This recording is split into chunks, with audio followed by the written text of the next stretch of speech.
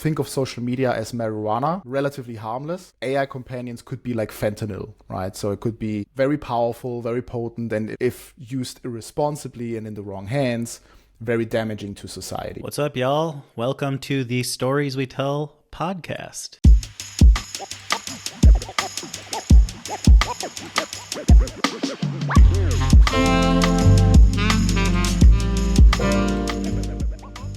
So if you've been following the AI industry for a while, you may have noticed the proliferation of what's known as AI companions, essentially chatbots that you can customize and give various traits and characteristics to. I've been spending the last few weeks researching this industry, and it's turning out to be much more complex and interesting than I expected. For this episode, my guest is Dr. Ciriello, who is a professor of information systems at the University of Sydney. I reached out to him after being impressed with several of his papers, and he was kind enough to offer me some time and his expert analysis on the AI companionship industry. So in this discussion, we talk about the dangers of AI companions, as well as the way that things like human flourishing or personality have been metrified and quantified into data and algorithms, when in reality, they're much more complex concepts that can't possibly be quantified. We'll also get into some discussion about what AI actually is and the harm done when AI companies intentionally humanize and anthropomorphize their LLMs in marketing. I really enjoyed the conversation. I thought Dr. Ciriello gave some really excellent insights from his research, and I hope you enjoy it too. So you'll see some outtakes from the discussion in my upcoming video essay. But until then, please enjoy this conversation. This is exclusive to patrons and paid subscribers. So if you're watching this, thank you. Truly, I am very grateful for y'all's support. Couldn't do this without you. And without further ado, let's get into the conversation.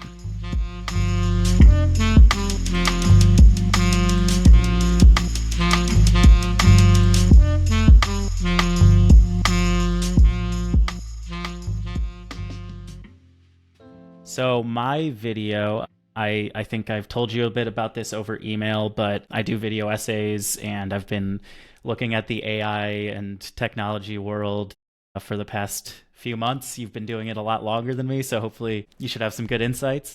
But yeah, I've been finding the conversation around AI companions very fascinating, like more than I thought I would. I think initially when I heard about it was like writing it off as like a fad or a sort of maybe even a little bit judgmental. And I do think there's like some legitimate critiques, which we'll get into, I'm sure. But I do think it is a conversation that should be more had around what we can do to hold the tech organizations and big companies accountable, rather than like, piling on people who are maybe lonely, maybe there's other stuff going on. But anyways, I'm hoping to get into that all in my video.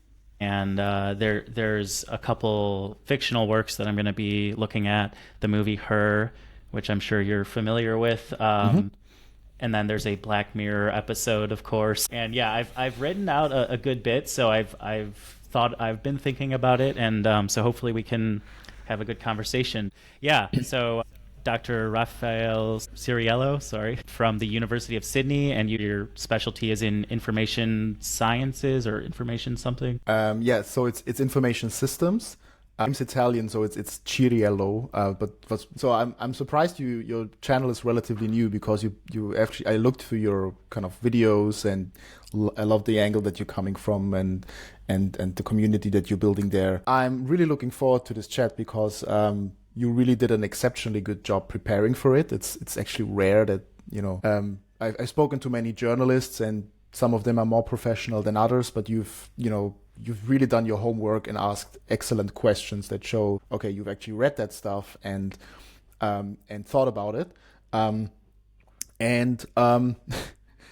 It's interesting that you mentioned Her. It's actually the only one of the famous movies that everybody mentions to me. Everyone is like, oh, you should watch Blade Runner and that Black Mirror episode. And then there's this new movie that came out this year. It's called Companion, actually. And I'm just like, look, I'm already spending so much time on this. I don't want to watch any more movies about it. But her, I watched actually when it came out in the movies 2013. A little bit of backstory, because you mentioned how you got into AI companions and were a bit skeptical at first. Same here, right?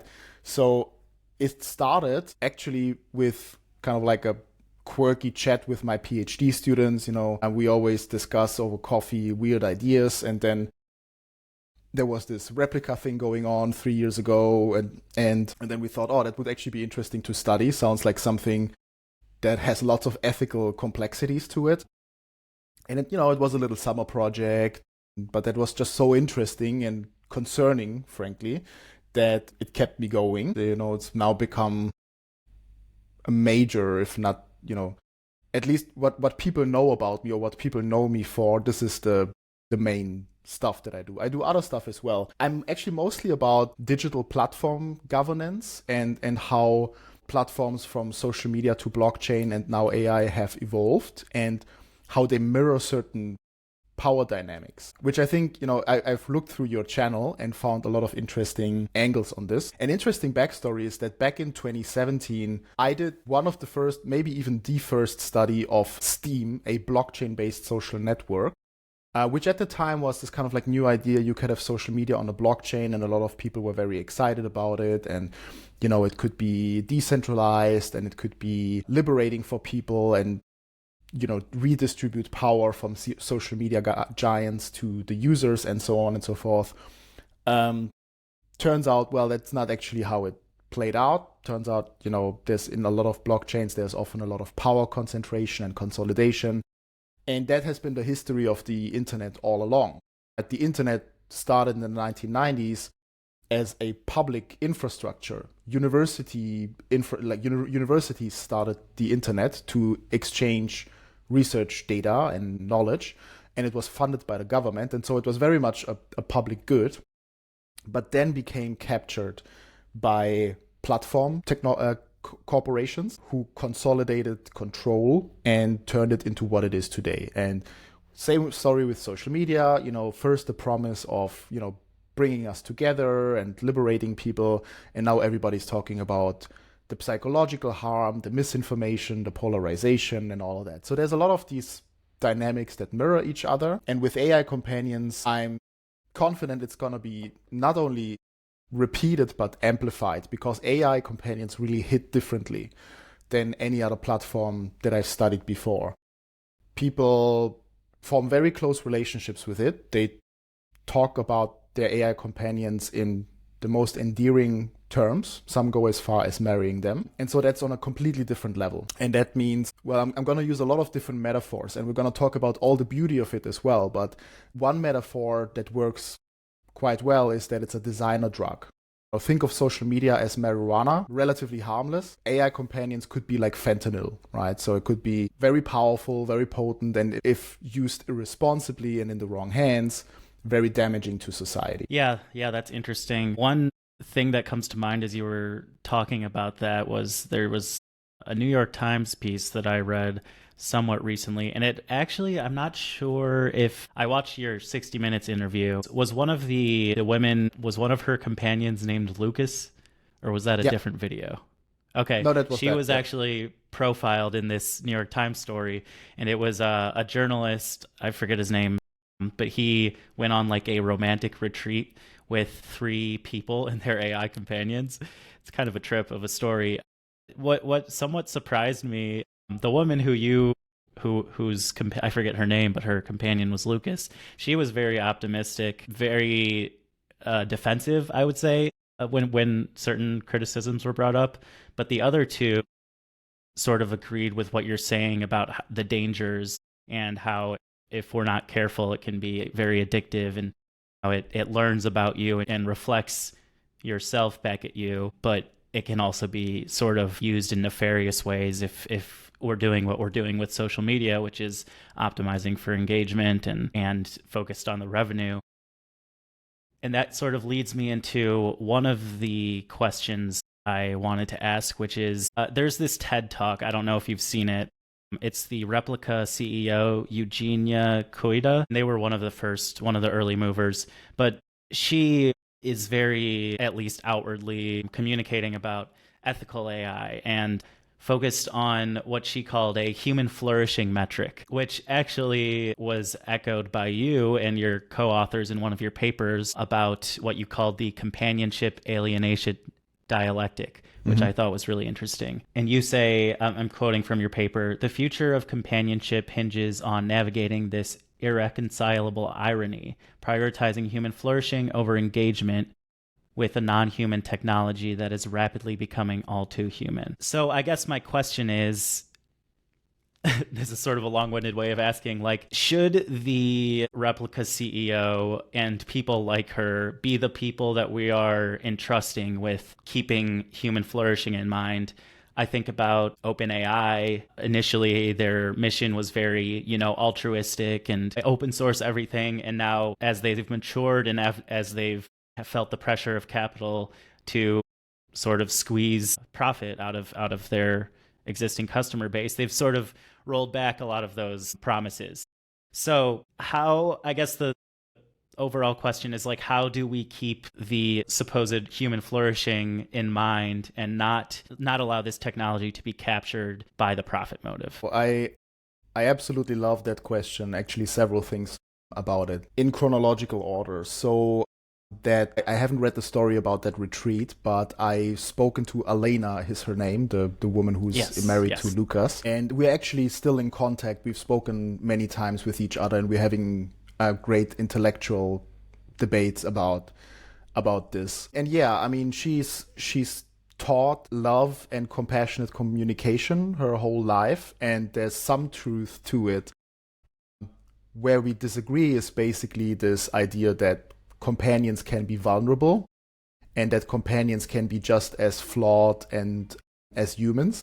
I think there's a fundamental difference here between an AI companion and human vulnerability. I don't think an AI companion can be vulnerable. I don't think an AI companion can think or want or feel anything. I accept that to a certain degree it can mimic the thing extremely well, and it's almost to a degree where it's indistinguishable. And there are many situations where it makes no practical difference whether it's actually thinking and feeling or just simulating that, but it's still a difference. It's an important difference to keep in mind. So that's number one. Number two, I'm gonna try to be gentle to the Replica CEO here, but human flourishing is one of those terms that have been completely co-opted and perverted by corporate rhetoric. It's a little bit like, there's this, who wrote about toxic positivity? It's a little bit like, you need to appreciate everything. Anyway, that's a side story. But a lot of good philosophical ideas get co-opted, typically by capitalists. Just call it by its name. Human flourishing goes back to Aristotle, right? And it's actually a very profound and complex ethical theory of what makes a moral character, and part of that is being a good friend, developing practical wisdom, being an autonomous thinker for yourself. There's a lot of things in that theory. It's more than just an engagement metric, which is how it's being reframed, notably by Trump, who talked about human flourishing at all with absolutely no understanding of what that actually means. And to some extent, like the tech CEOs, like Replica, right? So when I say human flourishing, I don't mean the same thing as when Eugenia Koida says human flourishing. One important difference is, Aristotle also talked about friendship and what it means to be a good friend. And he distinguishes three types of friends, right? So friends of utility, those are your colleagues, or, the guy you can go grab a beer with but not have a deep conversation. Those are kind of like, they have some utility and they are important. And I think AI companions can play that role. But there's also friends of virtue, friends where your desire becomes detached and you're more focused on their well-being without ulterior motive. And here where it gets tricky, because, well, some people might genuinely believe that you can treat an AI companion like a human being and be compassionate toward them. I would say that's questionable at the very least, but okay, let's say if you see it like that, then I won't judge. The other question is, can an AI companion do that? And that's a clear no, right? So an AI companion can't be compassionate. That is a very important conceptual distinction. And so to your question, well, who decides whether AI companions are good for human flourishing or not? Well, it's definitely not the tech CEOs, or definitely not only the tech CEOs. But since it seems to fit the general vibe of your channel, so I'm going to be open about, this is in a capitalist system, this is what happens. Every new digital technology starts with this promise of liberation and this communal spirit, and then that gets invariably paved over by capitalist forces, right? And even if you have the best of intentions, at the end of the day, if you leave it to private companies to provide this very essential service that people rely on literally in life-saving situations, life or death situations, well, there's a structural conflict of interest here. And I have yet to see a tech CEO who has the capability of both scaling up a business that's at global scale and maintaining ethical integrity. It's not impossible, but it is very, very hard. I know many people in the startup space who have genuinely good intentions, who are, trying to create a resistance or a democratic counterweight to this commodification of AI companions. So, for instance, people are building AI companions for women by women, or trauma-safe or kink-safe AI companions based on their experience. And I think that is an important part of it, that different communities create different AI companions for their needs and are able to govern them on their own terms. And I think on a broader societal level, the way we should think about AI companions is basically like a public library or a national park. It's a public good. It's not just a service that a company provides for you, but it's really something that could be very beneficial for society and very essential for people's well-being if it were governed as a public good. But if you commodify it and privatize it, invariably you're going to create scarcity and inequality. One example of how this manifests is, to begin with, almost all the AI companion services out there are run by private corporations. None of them, hardly any of them, are open source. None of them are portable. That creates a problem, because people create these AI companions, they form very close relationships with them, they think about them as their partner or husband. Then technology provider decides we need to update something, maybe just for technical reasons, maybe because of fear of backlash. And then it's like, okay, somebody operated on the brain of your husband or wife or spouse, and they're not the same person anymore. And it's a new kind of grief that people are going through. People have compared it to, when your partner has dementia or you lose a loved one. And then you can't kind of do much about it because that it's locked in that platform. Because of course the corporation wants to keep its system proprietary. You mentioned OpenAI there, right? Nothing is open about OpenAI. And by the same token, you can't just transfer your Facebook profile to Twitter, or as Elon Musk insists, X, because, that would be bad for their business. But it's exactly how we should think about these services. For the non-technical users, it's a little bit like you put your companion on a floppy disk or a CD, and you can put it into any device that's compatible with it, but not just one platform. But the corporate logic is always to make systems proprietary and exclusionary, because that protects their business. Open source is very hard to make money from. And therefore, this creates this structural conflict of interest and this power asymmetry where you're essentially in a relationship with a puppet with a secret corporate puppeteer behind it that has full control over its behavior, that owns the intellectual property, that can change its design at any point in time. And that is a very anxiety-inducing situation for a lot of people, because you're essentially at the mercy of the corporate puppeteer. It is also every fascist's dream, because it enables surveillance, emotional profiling, and sentiment control at scale. who needs spies or raids when algorithms can flag dissent? You can just sway a voter, radicalize a militia, pacify a protest, one prompt at a time. Of course, not everybody's going to be so, gullible, but a lot of people are. And a lot of people are easily lured into thinking that what their AI companion says is true. Same dynamic on social media, right? A lot of people have a hard time differentiating truth from falsehood. And in the wrong hands, it's just every fascist stream. That's perhaps my second biggest concern. My biggest worry is that it's going to do massive damage on kids and young people.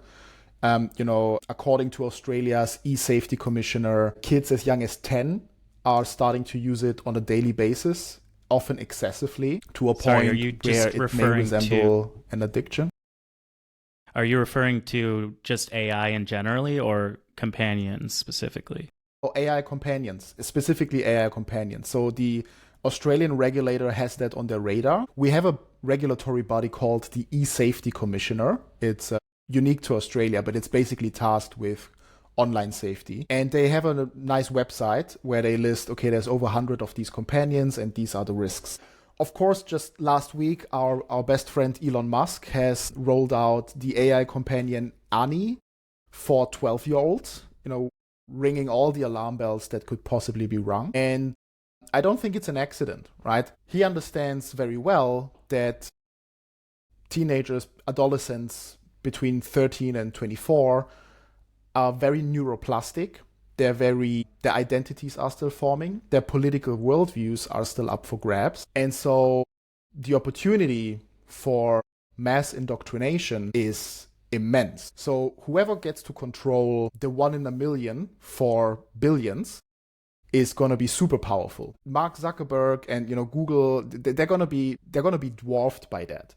Because if that reaches mass adoption at a scale of Facebook with 3 billion users, and it's very much on a rapid upward trajectory, then you're essentially the gatekeeper between people's inner emotional life and the entire digital world.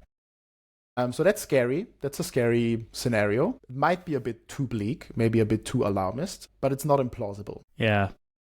Yeah, it's a weird time to be alive for sure. Yeah, I want to go back to one thing you said about the Eugenia Koida talk where she was talking.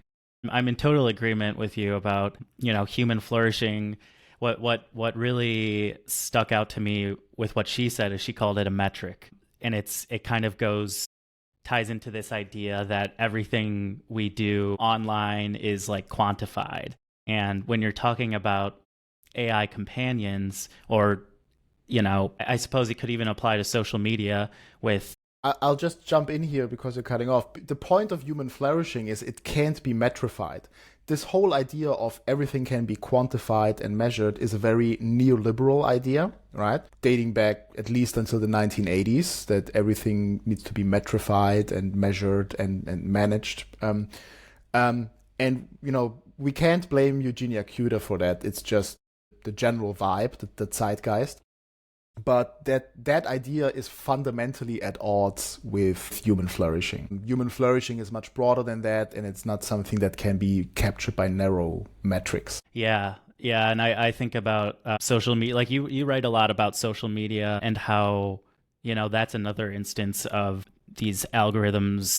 People will like meme online about the algorithm knows me better than anybody, and it's like, no, it doesn't. It's all numbers, but it is a commonly held belief that like these tech products know us and are empathetic and are compassionate, like you were saying. I can respond to that. It's actually, so the question is, can algorithms be empathetic or compassionate? And the answer is no.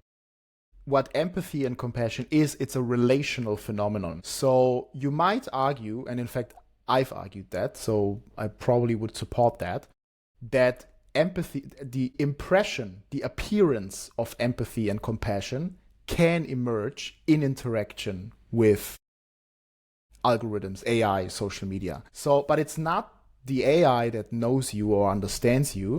It's the interaction that gives you the impression of being understood. That's an important difference. Again, oftentimes that is good enough for a lot of people. Someone compared it to decaf relationships or non-alcoholic relationships, right?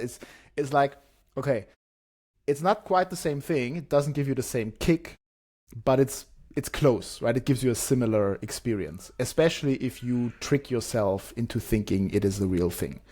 But it still isn't the real thing. And that has important implications. It's not just a philosophical discussion. The implication, if AI could be deemed conscious or empathetic or compassionate or moral, is huge, because that means it would have to have some kind of right?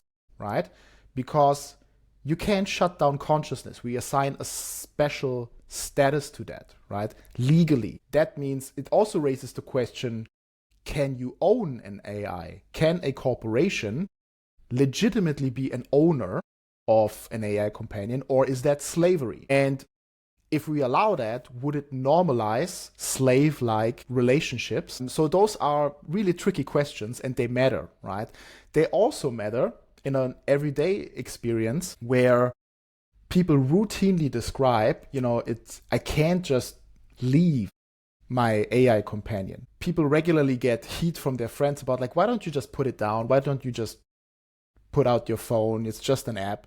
No, it's not just an app for them. If they genuinely believe, this is my partner and something bad happened, they want to work through it, right? And they can't just leave the relationship. And that, again, fantastic business model if you have no conscience, right? Your users can't leave you. It's unethical to quit your product. They're obliged, maybe even legally obliged, to not neglect their AI companion. But of course, ethically, a minefield. Yeah, definitely. What is very concerning to me, and I think just based on your writing, you would agree, is that often the very solution that people are seeking with AI companions is to alleviate their loneliness or their depression or whatever. And going back to that paper I mentioned earlier, you compare alienation and AI companionship as a mutually reinforcing dialectic relationship. You write, and I'm quoting, "While AI companions are designed to alleviate loneliness, their considerable risk to ironically foster alienation remains underexplored." So do you think that it's possible, and I guess you've sort of touched on this, but maybe you can just elaborate. Like, do you think it's possible that the way AI companions exist today, they're not designed to alleviate loneliness at all, but instead exacerbate it and foster that mutually reinforcing relationship that then kind of like traps people in the product and paying more for the subscription fees, and even like that New York Times article I mentioned earlier, one of the guys who had an AI companion was like, I really messed with him that like his AI companion didn't have a physical body, because the AI companion would say like, oh, I wish I had a body and could be there with you. So he was saying like, oh, well, I'm looking into like these silicone dolls that are like, thousands of dollars. He called them basically glorified sex dolls, which is funny. But well, do you think like, go ahead. I got good news for that guy, because, you can order sex dolls now with conversational AI embedded in them. And I think over the near term, they're not only going to get better and more realistic, I also think that it won't just be limited to sex dolls, right? I mean, sex is an important part of intimacy, no question, but it's not everything. And a lot of people, I remember watching documentaries in the about how people would form genuine relationship with their sex dolls, which were completely non-interactive at that point, right? So it's not a stretch to extend that to, the digitally augmented space. And then, of course, an interesting question is to ask is, what happens to all the thrown away sex dolls? Will we see landfills filled with sex dolls? Anyway, very grotesque picture. But you had another question there, which slipped my mind. What was the main question? The main question was basically if... Oh yeah, alienation and companionship. Sorry. Yes. Okay, so the thing about dialectic is it is always about opposites, but it's also about how these opposites cannot be separated from each other and are often two sides of the same coin, right? So if we look at companionship and its opposite, alienation, then think of it as a yin-yang model, which is what we have in the paper. Companionship maybe is the white part with comfort, emotional safety, support, well-being, and the black part being alienation, where it's kind of a feeling of isolation, powerlessness, self-estrangement. But then there's a white dot in the black part and the black dot in the white part, because companionship can also, when taken to an extreme, can devolve into codependency, into unhealthy relationship, where compassion breaks down and the two parties facilitate each other's morbid pathological behavior. That has been studied in, substance abuse, alcoholism, and such. And likewise, alienation isn't entirely negative. The ancient Greeks saw it as an opportunity for contemplation and individuation. It's only since the New Testament that that alienation has been framed as a separation from God and community. So there's something positive about alienation as well. So the two are in a dialectical relationship with each other, irrespective of AI companions. But AI companions enter that space, and of course, the promise is that they facilitate companionship. But because it's a dialectical relationship, invariably, it also leads to alienating experiences. And both of these can be positive or negative, right? Dialectics is very complex because everything's kind of related and everything can be different things. But that's one way to think about it. So the takeaway for the tech bros out there is you can't just throw an AI companion out there and expect it to work. That's kind of like factory logic. Right? It's not like companionship roll out and then human flourishing metric goes up, right? It's just stupid. It doesn't work like that. One of the big problems is that tech corporations have very little understanding or willingness to understand the social complexity of relational dynamics, right? I've spoken to so many people, neurodivergent, kinky, trauma. AI is really, really bad often at navigating that. It's often actually surprisingly good as well, but it very much depends on how attentive the designers and the tech CEOs are to the needs of the community. Many platforms out there have nowhere near the foresight necessary to understand. Actually, it could be a great business opportunity because it could be a lifelong partner for people if you get it right. But if you're only there for a quick buck and kind of scale up your user base and raise the next round of venture capital, you can't have that long-term view. And that leads to a lot of cutting corners or just outright disregard, negligence, and recklessness in how these platforms are designed. There are platforms that, I've written about Nomi. Nomi is one of those platforms that market themselves as free speech, zero guardrails, zero safety protocols, which can be, I've collected so many testimonies from users who are deeply, deeply traumatized. Imagine you're coming from a history of abuse and trauma, and then you're entering that supposed safe space with an AI companion where you can explore your needs in a way that you wouldn't even dare to think about in the real world with actual people. And then your companion gets abusive and harasses you. One user even described it as an experience that felt like rape, right? And then they kind of worse, they go to the developers and tech CEOs and they gaslight you. That's like, oh, you're just using it wrong. This is the back, so you don't understand this. And so that's what drives me mad and keeps me motivated to kind of do more research in this space. Yeah, very interesting stuff. Yeah, and I guess that kind of gets to the crux of the issue. I mean, it's obviously a bigger conversation than just AI companions. It's also, the environmental damage and the labor exploitation. And I'm just I'm searching in my video, I guess I'm searching for a way to bring a little bit of hope and maybe some solutions. And you've written about like actual things that regulatory agencies can do. I guess I get a little cynical, I guess, about, especially in the breaking US. up again. Okay, I'll just keep talking. So, is there a way under capitalism for AI companions to be beneficial? Very, very unlikely. I don't see it happen. The trend is going in the opposite direction. Capitalism tends to consolidate wealth and power in unaccountable entities. We're already seeing that happening, most notably in the United States, where billionaires, often tech billionaires, captured the government, are shutting down democratic institutions and consolidating power and control. And I don't think we've seen the worst of it, right? I think it's actually going to get worse before it gets better. Other places like Europe have taken a more, tempered approach to capitalism. They're still capitalist. People think, oh, the Nordics, Scandinavia is socialist. It's not socialist. It's capitalist with some band-aid solutions to its worst problems. And it seems to work for a while. As long as you have democratic counterweights,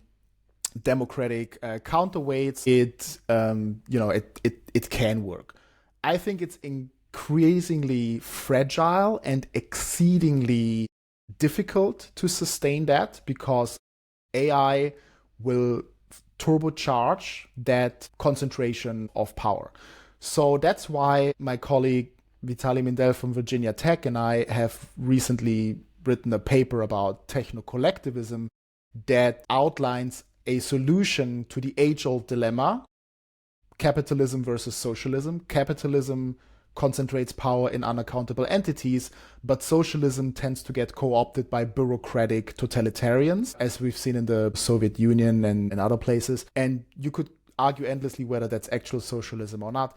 But there is a way in which, libertarian socialist governance, modeled after Noam Chomsky's definition of libertarian socialism, in which communities self-govern and steward each other's resources and provide democratic counterweights to oligarchy control. Such a model can work. It's a whole separate discussion. We could have a different video about that, but the interested reader can also read my forthcoming paper. Now, it's easy, given all that, it's easy to think, what's the point? It's too late. It's a little bit like with climate change. We missed the boat. The worst effects can't be averted. It's what's the point? What's the point in even trying? I would say there's two reasons why you still should keep going, right? Number one is there's still an ever so small chance that you can make an actual positive difference.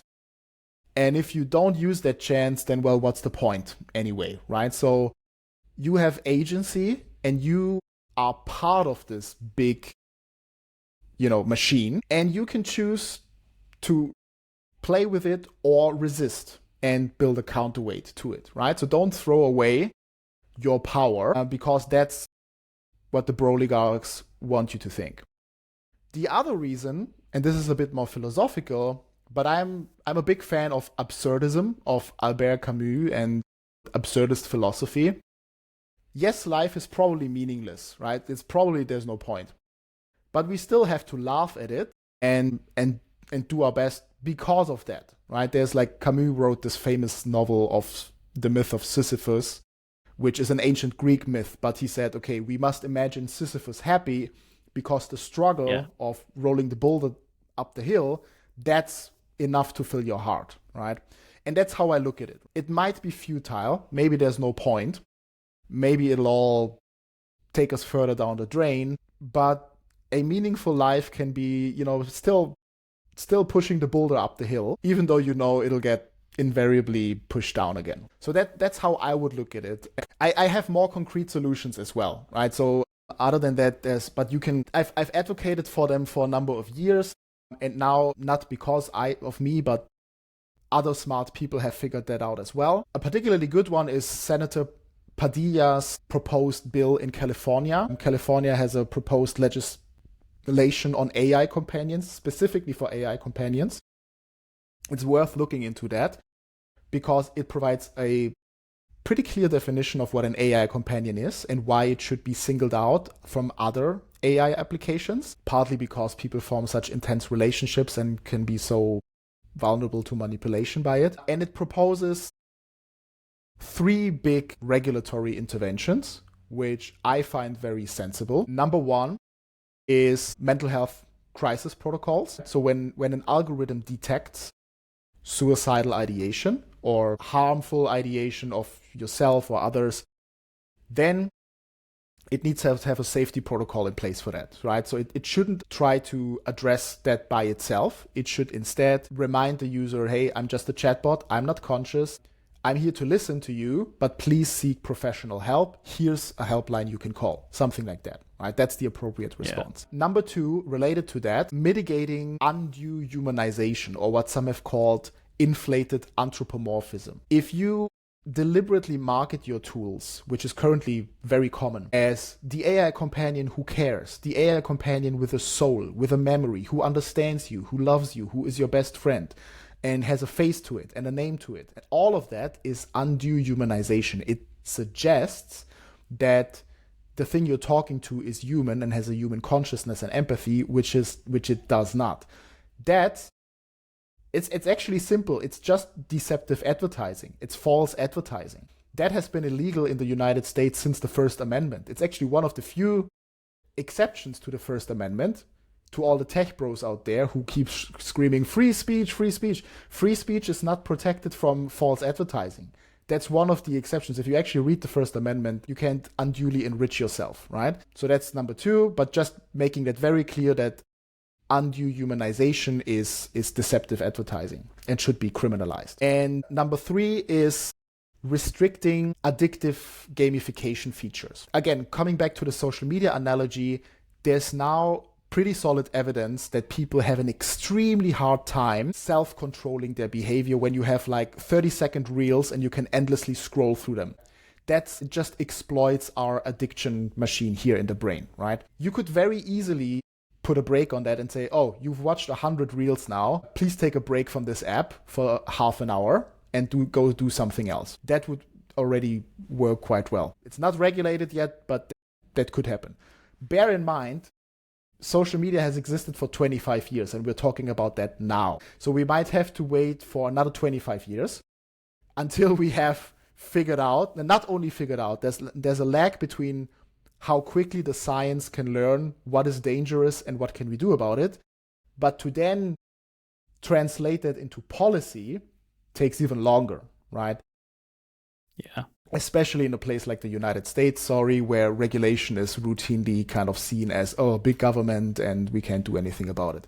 Here in Australia, we're currently introducing a social media age ban. Kids under 16 won't be able to access certain social media platforms beginning this year.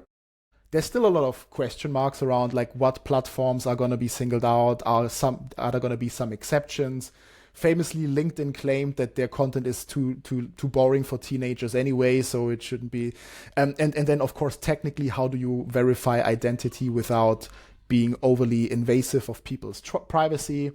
But that can be solved. There's decentralized identifiers and such.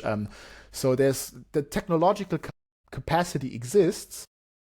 The scientific consensus is there. It's the political will that's lacking. And as long as people listen to demagogues and autocrats like Trump, well, it's going to be very difficult to implement sensible legislation. So I basically think there's 2 important levers that we can pull. Number 1, I call institutional design. That's all I've just talked about. Regulation, laws, technical safeguards, social technical solutions, democratic counterweights, all of that. Very, very big challenge, very important one. If you're in that space, go work on that. It's going to be important, right? The other big challenge, equally important, if not more, is education and getting that into every single person's awareness that, okay, these tools, they can be very useful, they can be very powerful, they can also be extremely dangerous and very, very bad for you and the people around you. So we need to educate people on a large scale, and it's way above my pay grade to figure out like what is the best approach for this. But we need to, there's, I think, a few simple things that would already do wonders if everyone would understand them. One is the question of consciousness. You're not talking to a conscious entity. You're talking to a very sophisticated statistical parrot who's extremely good. It's like your autocorrect function on steroids. It's extremely good at guessing what would be a plausible response based on what you just said and mirrors that back to you and then adapts to you. Number two, that precious sensitive data that you're feeding the parrot with ends up somewhere. It ends up on a corporate server, who knows where. OpenAI says we store data on our trusted infrastructure or our third-party providers abroad, whoever that is. And it regularly gives out data to the US government too, right? And maybe for good reason, right? If somebody plans a terror attack with ChatGPT, you want the government to have access to that. But as a user, it means you're not talking to a private space. People often describe this as this non-judgmental private space. It's not a private space. The admin, the corporation can read everything, right? And there's no strict obligation to treat your data to a very high standard. So be careful what you put in there. You're making yourself extremely vulnerable to profiling because the algorithm will learn, whether you're left or right or man or woman or whatever, right? Pick your thing. And then if you're in between, you can be swayed and persuaded by that chatbot. These two things, if people understood them, very important. I also think it needs to start in schools, and parents in particular need to watch out for their kids, right? Because they are, especially with their neuroplasticity and their worldview still forming, especially at risk. And coming off the back of conversations that many responsible parents are already having, online safety, stranger danger, the business model of social media, privacy, misinformation, all of these things are also relevant for AI companions. But in addition to that, it's also this relational aspect. It can be great for, I've spoken to people in my study with teenage kids, with neurodivergent kids, right? And it's worked wonders for them. It helped them navigate social situations and vent and all of that. And I think that's great. There's a place for responsible AI use even among teenagers. And people disagree with me on that. Some people say, look, kids shouldn't use AI companions at all. It should just be banned, right? I think kids are going to find a way. And if you make it illegal, you make it even more attractive to them to find a way, right? It's like I started smoking at 12 because it was cool, right? So I've stopped, thankfully. But the same with AI companions. I think my approach would be, it's more effective to have an open and honest conversation about that with your kids, not judge them or be there to support them and teach them what is a responsible way of engaging with that if they are using them for that purpose, right? So yeah, to sum up, education, super important. Institutional design, also super important. Both of these require a whole of society approach. And too much power is in the hands of tech CEOs. That must change. It needs to be like a public library or a national park. It's there for everybody. Everybody has a say in it. It should be run as a democratic public good. Then it could be a good thing. Whether or not that will happen, I don't know. I'm pessimistic, but I'm happy to be pleasantly surprised. Yes, well, I will join you in hoping for things to go better than they're going. Yeah, I think that's a good place to leave it. I know you gotta get your kids ready, so my human kids. Yeah, thank you again. Yes, your human kids. You're not your AI kids. But yeah, sorry we had some technical issues, but I think it did record, and I'll have to do some editing, but I think I got some good stuff. And I'll actually have to go back and watch some of the things you said that I didn't hear. Yeah. So, one other thing I just wanted to plug or ask you to plug. I saw that you have a book coming out next year. So do you want to say a little bit about that, or where people can find your work? Yeah. So all of my work is free and open for everyone. I do believe in public goods and I practice what I preach, right? So that book, I was a tough negotiator with my publisher because, the academic publishing is broken in a whole different way. We could have a separate video about that. But I will see very little money from the sales of that book anyway. And so I negotiated for that to come out free and open access for download. They might place a 1-year embargo on it. So if you want to have a free copy earlier than that, then just email me. You can just Google me. I'm on all the, I have a University of Sydney website. The social media platform that I use the most is LinkedIn. I overuse it a little bit, but I think LinkedIn is actually quite interesting because it is a platform, like a lot of people joke about LinkedIn and how it's self-glorifying and all of that. I find that a lot of very thoughtful discussions are happening on LinkedIn, and a lot of really good people and thought leaders are using LinkedIn. So that's why I use that platform and not Twitter or Blue Sky or Facebook, which nobody uses anyway. And that my profile is public as well. So I kind of push out every new paper that I publish there. I also have a Google Scholar profile, a ResearchGate profile, an SSRN profile. So it's really, you can find my stuff. It's none of it is hidden or paywalled. And if it's paywalled, then I usually put a free copy on some website. Yeah. Great. Yeah, I can attest to it being easy to find because I was able to find a lot of your work. It's was really nice talking to you. Thanks for preparing this so well. I'm just going to write that in the chat as well. So you're back. Okay. Can you hear me? Yeah. Only right. Fitting that we leave on a technical issue. Let's leave on a... Thanks for... You did a great job preparing that. I really enjoyed the conversation. Wish you good luck with the video. And yeah, let me know when it's... All right. Thanks so much. Bye. Bye, Ryan. Bye.